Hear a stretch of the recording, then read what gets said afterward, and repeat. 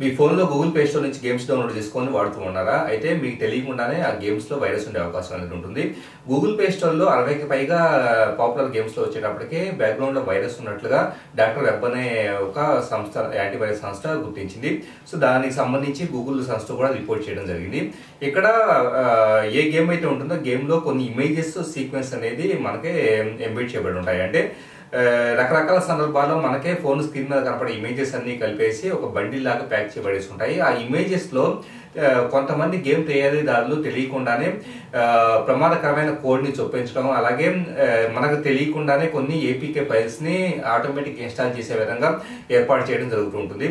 So ఇలాగ స్టెగ్నోగ్రఫీ అనే technique ద్వారా ఇమేజెస్ లో కంటెంట్ ని దాచిపెట్టినప్పుడు అది మన IMEI నెంబర్ ని, అలాగే మన సెల్ ఫోన్ ఆపరేటర్ ని, రిమైనింగ్ ఇంపార్టెంట్ ఫోన్ డీటెయిల్స్ అన్నింటినీ హ్యాకర్గా చేరవేయడంతో పాటు తెలియకుండానే కొన్ని ఏపీకే ఫైల్స్ ని రిమోట్ లొకేషన్ దగ్గర నుంచి డంప్ చేసేసి మన ఫోన్ ఇన్స్టాల్ చేయడం, దాంతో హ్యాకర్కే మన ఫోన్ మీద పూర్తి కంట్రోల్ ఇవ్వడం జరుగుతూ ఉంటుంది.